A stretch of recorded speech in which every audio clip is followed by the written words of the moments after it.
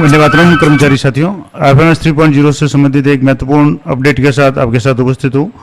जैसा कि पे मैनेजर पे होता था, कर्मचारी अपनी सर्विस डिटेल या नॉमिनी डिटेल, बैंक डिटेल संबंधित जो भी रिक्वेस्ट है वो खुद अपने पर्सनल लॉगिन से फॉरवर्ड करते थे डीडीओ को, और डीडीओ से लेवल से एक्सेप्ट हो जाने पर वो जानकारी या जो भी डिटेल्स होती थी वो अपडेट हो जाती थी। अब ये सिस्टम है आईएफएमएस 3.0 पे शुरू हो चुका है। आप पर्सनल लॉगिन से अपना कोई भी रिक्वेस्ट भेज सकते हैं डीडीओ को, और डीडीओ उसको एक्सेप्ट करते ही आपकी जो जानकारी या जो भी डिटेल्स है वो अपडेट हो जाएगी। कौन कौन से रिक्वेस्ट भेज सकते हैं, किस तरीके से भेजेंगे, तो सबसे पहले आपको आईएफएमएस 3.0 में यहाँ से जैसे लॉगिन करेंगे तो यहाँ लॉगिन का ऑप्शन है, इसमें जाकर के आपको अपने आईडी, पासवर्ड और कैप्चा डाल करके लॉगिन हो जाना है। लॉगिन होने के बाद में आपको इस तरीके का इंटरफेस दिखेगा जो बिल्कुल चेंज हो गया पर्सनल लॉगिन का। तो पहले था उसमें काफ़ी कुछ बदलाव हो गया। तो यहाँ से जैसे एम्प्लॉय सेल्फ सर्विस ESS पे आप क्लिक करेंगे तो जो पहले आपके सामने ऑप्शंस आते थे वो सारे चेंज हो गए हैं। अब एक नए इंटरफेस में आपको ये मिलेगा जिसमें यहाँ व्यू पे स्लिप है, GA55 है। मैंने सारी डिटेल्स पिछली बार बता रखी है, पिछले वीडियो में ही डिटेल में बताया था। तो अब मान लो आपके डिटेल्स आपने चेक कर ली और आपके कुछ अपडेट करना है, तो वो इसका रिक्वेस्ट कैसे भेजेंगे, तो इसके लिए यहाँ दो ऑप्शन है। एक तो है व्यू माई रिक्वेस्ट, अगर आप रिक्वेस्ट पहले भेज चुके हैं तो यहाँ उसको चेक कर सकते हैं कि आपने जो रिक्वेस्ट भेजा था उसका स्टेटस क्या है। दूसरा यहाँ है कि क्रिएट न्यू रिक्वेस्ट, आप यहाँ से आपको न्यू रिक्वेस्ट क्रिएट करना है। अब क्रिएट करने के लिए आपको यहाँ दो तरह के ऑप्शन है सेलेक्ट टाइप में, एक तो सैलरी रिलेटेड और एक है नॉन सैलरी रिलेटेड बिल्स। अब मान लो सैलरी रिलेटेड अगर आप करेंगे तो इसमें आपके एक ऑप्शन आ रहा है इनकम टैक्स सर्विसेज। अब इसमें रेज रिक्वेस्ट करेंगे तो आप यहाँ से देख लें आपकी इनकम टैक्स से संबंधित जो भी डिडक्शंस वगैरह हैं वो आप यहाँ देख रहे हैं।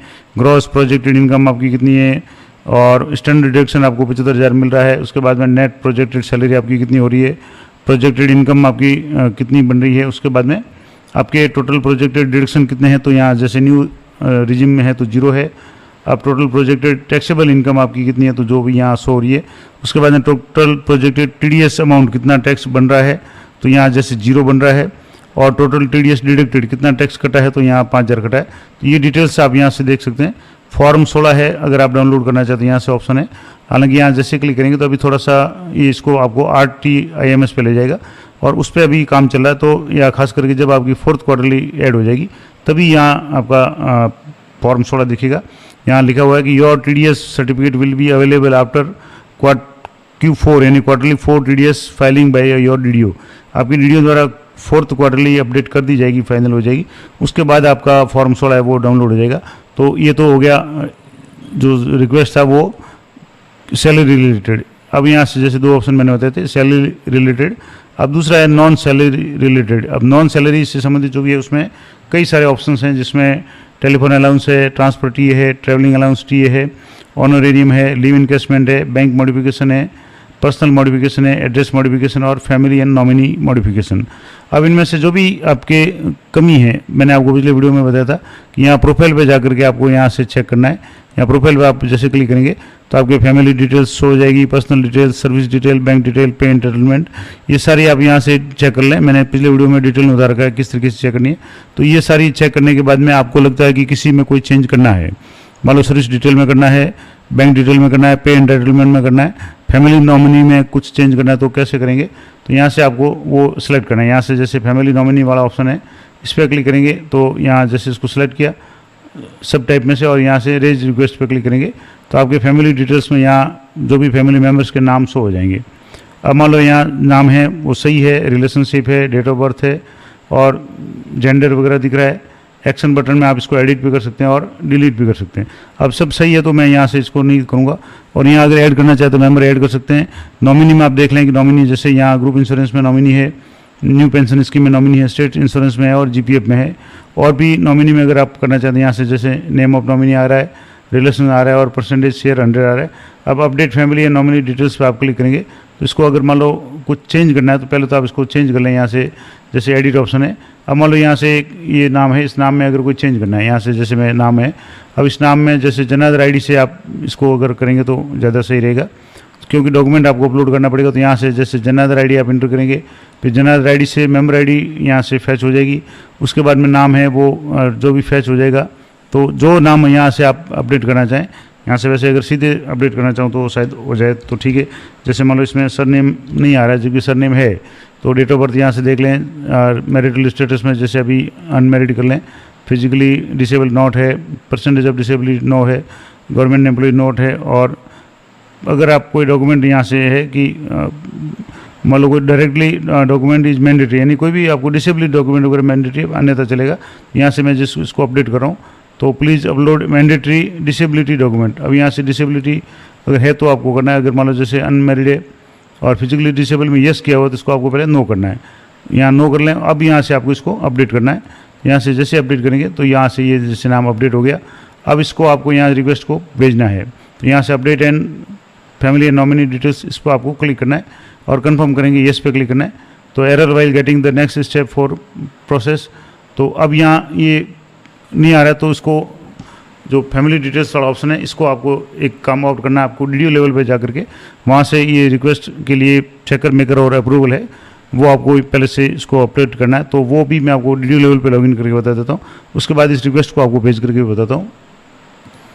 तो DDO लेवल पे आपको यहाँ से आकर के DDO में जा करके एम्प्लॉय मैनेजमेंट में जाना है और यहाँ जा करके आपको वर्क फ्लो कॉन्फ़िगरेशन इस पर आपको क्लिक करना है और प्रोसेस टास्क असाइनमेंट में जा करके यहाँ से आपको सेलेक्ट करें। जैसे अभी फैमिली वाला जो ऑप्शन था, फैमिली नॉमिनी वाला, तो यहाँ से जैसे फैमिली मॉडिफिकेशन फैमिली डिटेल्स इस पर आपको क्लिक करना है। और यहाँ आपको अभी जैसे यहाँ इनिशिएटर है, लेवल 1 इनिशिएटर का मतलब एम्प्लॉय हो जाएगा। और DDO लेवल पे यहाँ ऑफिस लेवल पे मेकर चेकर अप्रूवर ये तीनों अभी अनअसाइन है, तो पहले आपको इनको असाइन करना है। यहाँ से जैसे इस पर क्लिक करेंगे तो यहाँ से जो DDO है इनको मैंने यहाँ से असाइन कर लिया, ये मेकर में कर लिया। उसके बाद में इसी तरीके से इनको चेकर में करना है, यहाँ से जैसे हो गया। अब चेकर में भी आपको DDO को सेलेक्ट करके यहाँ से ओके कर लें, ये भी सिलेक्ट हो गया। अब इसको अप्रूवर में भी आपको यहाँ से सेलेक्ट करना है, असाइन करेंगे और येस पे क्लिक करेंगे तो यहाँ से ये हो गया। अब इस तरीके से आप ये तीनों रोल असाइन हो गए। तो यहाँ आप नीचे देखेंगे तो ये तीनों रोल असाइन हो गए। इनिशिएटर आपको लेवल 1 का मतलब जो एम्प्लॉय लेवल हो गया, और ऑफिस लेवल का मतलब DDO लेवल पे आपको मेकर चेकर अप्रूवर ये तीनों यहाँ से रोल असाइन करना है। तो यहाँ से मैंने रोल असाइन कर लिए। अब वापस आप एम्प्लॉय लेवल पे जाएंगे। अब इस फैमिली और नॉमिनी डिटेल्स को अपडेट को यहाँ से क्लिक करेंगे, तो अपडेट पे क्लिक करेंगे तो अब कन्फर्मेशन करेंगे तो अब हो जाएगा, जो अभी नहीं हो रहा था। अब यहाँ से आपकी ये request save successfully and your request ID, अब ये रिक्वेस्ट ID आप यहाँ से नोट कर लें, ओके पे क्लिक करना है। अब यहाँ से आपकी रिक्वेस्ट है वो पेंडिंग में शो हो जाएगा। यहाँ से जैसे रिक्वेस्ट ID हो गई, इनिशिएटेड डेटेड टाइम यानी जैसे 12 अप्रैल को ये इनिशिएट किया गया, टाइम भी आ रहा है। और प्रोसेस नेम में है कि मॉडिफिकेशन फैमिली डिटेल्स, यानी फैमिली डिटेल्स में मॉडिफिकेशन के लिए रिक्वेस्ट भेजा गया है। डिस्क्रिप्शन है कि ESS family details and nomination modification request 4, employee का नाम आ रहा है, एम्प्लॉय ID आ रही है और स्टेटस में पेंडिंग आ रहा है। यहाँ से आप व्यू पे जा करके यहाँ देख सकते हैं क्या रिक्वेस्ट आपने भेजा है। तो ये व्यू पे हो गया। अब वापस आप इसको एक बार बैक आ करके इसको यहाँ से व्यू रिक्वेस्ट है इस पर आप क्लिक करेंगे तो ये आपको ट्रेल लॉग्स में शो हो जाएगा, यानी जैसे एम्प्लॉय लेवल से सबमिटेड है, पेंडिंग एट DDO लेवल, यहाँ से DDO लेवल से ये पेंडिंग है। अब इस पेंडेंसी को मैं आपको क्लियर करके बताता हूँ। तो इसके लिए आपको वापस DDO लेवल पे आना है और यहाँ से आपको मेकर लेवल पे जाना है। तो यहाँ से जैसे एम्प्लॉय जो प्रोसेस था जिसमें आपको एम्प्लॉय मॉडिफिकेशन वाला ऑप्शन था, तो सबसे पहले आपको मेकर लेवल पे आना है। यहाँ से जैसे मेकर लेवल पे आप क्लिक करेंगे तो यहाँ से DDO में जाकर के मेकर पे आपको क्लिक करना है। जैसे मेकर पे क्लिक करेंगे तो यहाँ से आपके वापस वर्क फ्लो में ये वर्क लिस्ट में आपको आना है और वर्क लिस्ट में आपके यहाँ एक पेंडिंग दिखेगा, रिक्वेस्ट ID शो हो रही है और रिक्वेस्ट डिस्क्रिप्शन में आ रहा है ESS family details and nominee modification request 4, ये एम्प्लॉय का नाम आ रहा है और यहाँ पेंडिंग आ रहा है। अब इसको आपको रिक्वेस्ट ID पे क्लिक करना है। रिक्वेस्ट ID पे क्लिक करके इसको यहाँ से जैसे क्लिक करेंगे तो ये डिटेल्स आप देख लें और यहाँ जो भी रिक्वेस्ट आया हुआ है यहाँ से जैसे नाम का है, अब ये सब कुछ सही है तो यहाँ से आपको फॉरवर्ड करना है। यहाँ से कंफर्मेशन मांगेगा, आपको येस पे क्लिक करना है और ये सक्सेसफुली फॉरवर्ड हो गया।